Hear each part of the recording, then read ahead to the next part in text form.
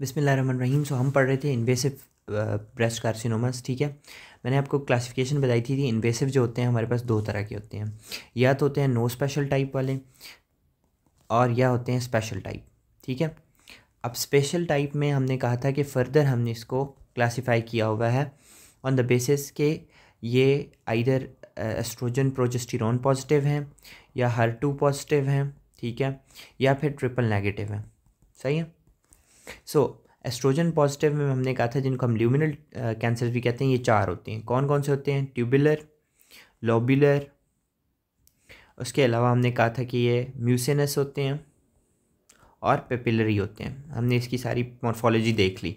अब हम करने लगे हैं HER2 पॉजिटिव। अब जो HER2 पॉजिटिव होते हैं they could be oestrogen positive और नेगेटिव, ठीक है, लेकिन मेनली क्या होते हैं HER2 इनरिच्ड होते हैं। इनके ऊपर बहुत ज़्यादा रिसेप्टर होते हैं, HER2 रिसेप्टर्स बहुत ज़्यादा होते हैं।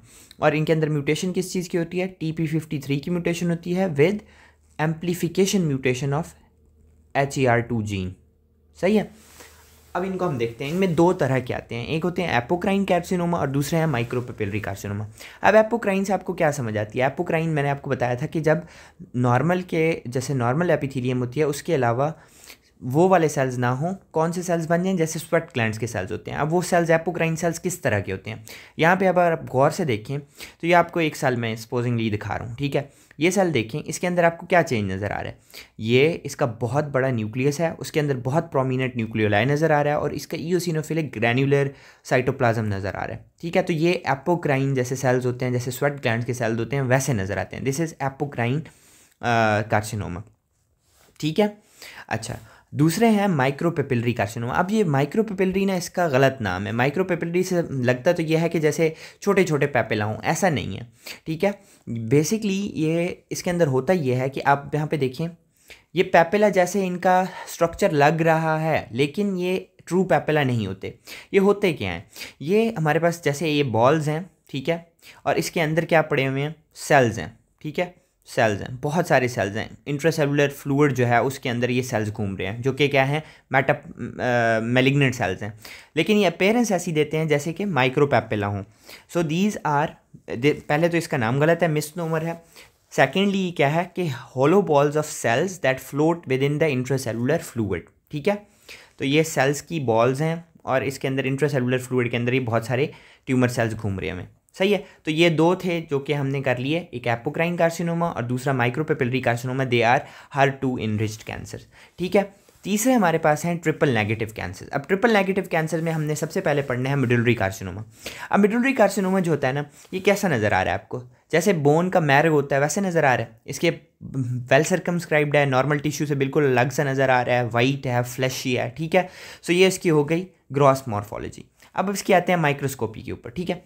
अच्छा, माइक्रोस्कोपी में ना इसका पैटर्न कैसा नज़र आ रहा है? पैटर्न नज़र आ रहा है जैसे सेंसिटियम हो। सेंसिटियम हम हार्ट के सेल्स पढ़ते थे जो आपस में मिले हुए होते हैं, ऐसे ही है। बेसिकली इस सेंसिटियल पैटर्न का मतलब ये होता है कि सेल जो हैं वो बड़े सारे एरिया के अंदर उनके कोई ख़ास प्रोमिनेंट बॉर्डर्स नहीं हैं और वो घूम रहे हुए हैं इस तरह, ठीक है, आपस में जुड़े हुए हैं। सेंसिटियल पैटर्न है। दूसरा इसका क्या है? पुशिंग बॉर्डर्स आपको मिल रहे हैं। ये पुश कर रहे हैं स्ट्रोमा को यहाँ पे भी, ठीक है, इधर से ये इधर पुश कर रहे हैं स्ट्रोमा को।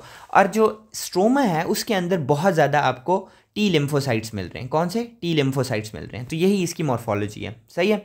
सो इसके अंदर क्या चीज़ है?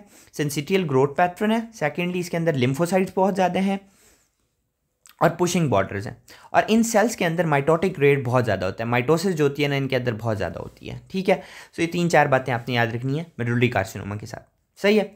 अब आ जाते हैं जी, दूसरा हमारे पास है सेक्रेटरी कार्सिनोमा जो कि ट्रिपल नेगेटिव है। उसके अलावा कुछ लोग इन्फ्लेमेटरी को भी लिखते हैं, बट इन्फ्लेमेटरी जो है कुछ लोग उसको एक अलग ग्रुप मानते हैं। सो आपने ये याद रखना है। सेक्रेटरी कार्सिनोमा में क्या होता है? डायलेटेड स्पेसेस होती हैं, बड़ी बड़ी ट्यूमर सेल्स होते हैं वो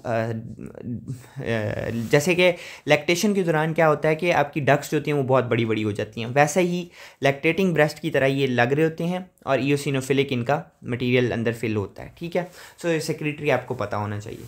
अब आखिरी बात हम कर लेते हैं इस चैप्टर की, that is prognostic factor and predictive factors, जो कि कैंसर से लेते हैं। प्रोग्नोस्टिक फैक्टर का मतलब क्या होता है? अब आपके पास एक पेशेंट आया है, आपके पास सारी रिपोर्ट्स आ चुकी हैं, अब आपने उसे एक्सप्लेन करना है कि आपकी डिजीज़ किस तरह पैन आउट करेगी। ये कैंसर जो होगा वो मेटास्टाइज कर सकता है, ये कैंसर हम इसका ट्रीटमेंट प्लान क्या करेंगे, किस तरह इसको रोक सकते हैं, इसके क्या क्या ऑप्शंस हो सकते हैं, that is called as prognostic factors, ठीक है।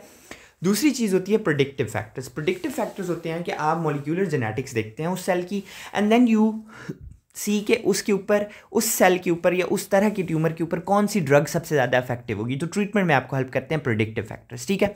तो प्रोग्नोस्टिक फैक्टर कौन कौन से होंगे? इन्वेसिव कार्सिनोमा है या क्या वो कार्सिनोमा इनसाइटू है? अगर इन्वेसिव कार्सिनोमा है तो लाजमी सी बात है उसका प्रोग्नोसिस बुरा होगा।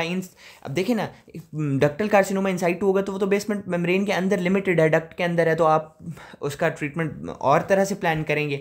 आप अगर इन्वेसिव कार्सिनोमा है वो स्ट्रोमा को भी इन्वॉल्व कर चुका है तो वो डिफरेंट होगा, ठीक है, उसका प्रोग्नोसिस डिफरेंट है दोनों का। इसी तरह ट्यूमर साइज, जितना बड़ा ट्यूमर होगा उसका उतना प्रोग्नोसिस बुरा होगा। लोकली एडवांस स्टेज का मतलब है कि देखें ब्रेस्ट जो है वो कहाँ पड़ा हुआ है, आपके चेस्ट वॉल के ऊपर है, थोरेसिक वॉल के ऊपर है, उसके नीचे क्या होते हैं, पैक्ड मसल्स होते हैं। अगर वो मसल्स के अंदर घुस गया, उसकी लोकल कितनी एडवांसमेंट है, जितना ज़्यादा वो लोकली इन्वेडिंग होगा उतना ज़्यादा मुश्किल होगा उसका ट्रीटमेंट। इन्फ्लेमेटरी है या नहीं, ये भी एक फैक्टर है। लिम्फोवेस्कुलर इन्वेजन, अगर वो वहाँ पे ब्रेस्ट के साथ पड़ी हुई लिम्फेटिक्स के अंदर चला गया या वेसल्स के अंदर चला गया तो ऑब्वियसली उसको कंट्रोल करना ज़्यादा मुश्किल है। इसी तरह मॉलिक्यूलर सब टाइप उसकी कौन सी है, ER पॉजिटिव है, HR पॉजिटिव है, उसके ऊपर आप डिपेंड करता है कि आपका ट्रीटमेंट कितना अच्छा होगा। जैसे एस्ट्रोजन के एंटागोनिस्ट देना ज़्यादा सस्ते हैं, उनको कंट्रोल करना ज़्यादा इजी है, ठीक है, एज़ कम्पेयर टू HER2, ठीक है। इसी तरह आपके पास हिस्टोलॉजिकल ग्रेडिंग किस तरह, आपने बायोप्सी कराई, क्या वो ग्रेड 1 का है, ग्रेड 2 का है, ग्रेड 3 का है। जितना बुरा ग्रेड होगा उतना बुरा उसका चांस होगा कि वो बच सके, ठीक है। सो ये हो गया आपके प्रोग्नोस्टिक फैक्टर। अब आते हैं प्रिडिक्टिव फैक्टर्स के ऊपर। प्रिडिक्टिव फैक्टर्स होते हैं कि आपने मॉलिक्यूलर जेनेटिक्स देखी, आपको जो सेल्स मिले ट्यूमर सेल्स, वो किस तरह की उसकी इम्यूनोहिस्टोकेमिस्ट्री आई, वो ER पॉजिटिव हैं, HER2 पॉजिटिव हैं या ट्रिपल नेगेटिव हैं। तो ट्रिपल नेगेटिव जो होते हैं ना उनका प्रोग्नोसिस सबसे बुरा होता है, ठीक है। एस्ट्रोजन रिसेप्टर वाले पॉजिटिव हैं तो आप उनको क्या दे देते हैं, ऐसी ड्रग्स देते हैं जो एस्ट्रोजन प्रोजेस्टेरोन को रोक रही होती हैं, ठीक है।